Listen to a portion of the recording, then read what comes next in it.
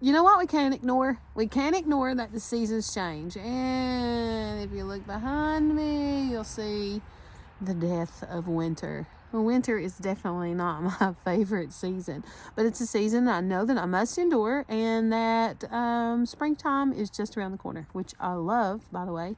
You know, there are things that we do ignore, and we've actually become really good at ignoring it. And it's the fact that, you know what? There's some people that go through some really bad seasons in their life.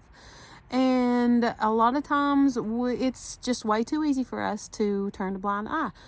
Actually, it seems like there's a lot of things in our world now that it's easy for people to turn a blind eye to because of the things that we have desensitized ourselves to, like war, like video games bring about a lot of violence. Movies bring about a lot of violence. We have become desensitized to sin, a lot of sin, the way that people live their lives. People don't even notice anymore that a lot of the TV shows are basically about adultery and sexual relationships that are not what God has called pure or holy or righteous, or the way that He created us to operate as men and women.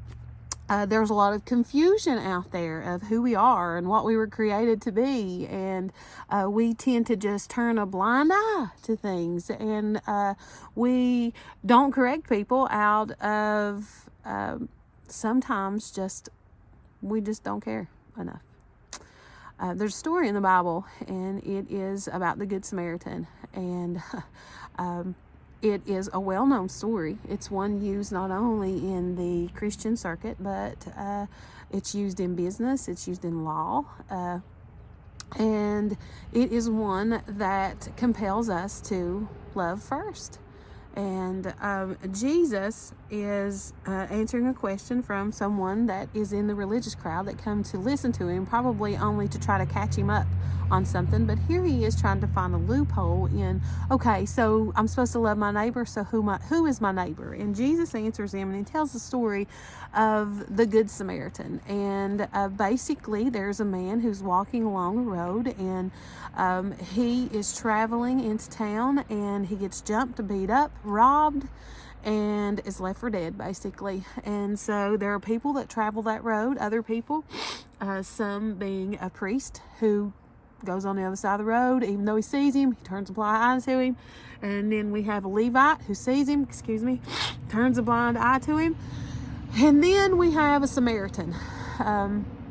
And a Samaritan and a Jewish person were hostile to each other. It was very known that Jewish people and Samaritans were hostile to one another, because the Jewish people felt like they were better than the Samaritans, because the Samaritans were considered half-breeds. They weren't pure.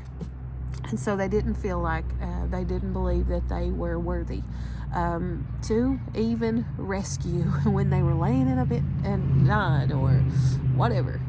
So here we have a Samaritan who sees the person in need dying in a ditch and says, I'm going to help that person out. I'm going to take everything that I have to make them healthy, and then I'm going to throw them on my donkey, and then I'm going to take them into town, and then I'm going to set them up in an inn. I'm going to care for them overnight, and then when I leave out in the morning, I'm going to give the innkeeper some money to take care of them until I get back. And then when I get back, if they took care of them beyond the funds that I've given them, then I'm going to give them more funds. And Jesus says, who was the neighbor? Well, the man knows it was the Samaritan, because what did he do? He loved first. You know, I had a wonderful mother, and she talked about how we were to inconvenience ourselves sometimes. Sometimes that's just the greatest way to show love. We got to inconvenience ourselves.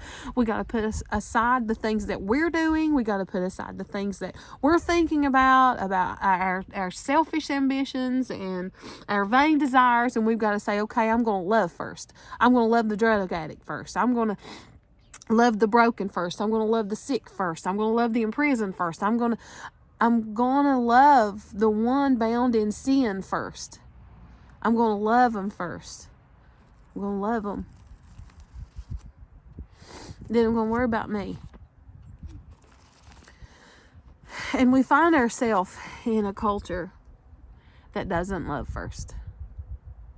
We find ourselves in a culture that justifies turning a blind eye, thinking about ourselves, thinking about, oh, I don't want to get tangled up in somebody else's affairs. I can't. My kid's got a game. I can't. What will people think? I can't. Where is my food going to come from? I can't. But Jesus encourages us to be compassionate. In this story, he created a problem to show us that we have the ability to be the answer to somebody's problem. You know how? By loving them. By loving them. We don't have to make stupid decisions. And when somebody says, hey, I need a pack of cigarettes. Oh, will you go buy me some alcohol? Hey, you know what? I need my next fix. Will you give me $10? And we gotta show discernment and wisdom. But if somebody is hurt and broken and you can meet that need, love first. Love them first.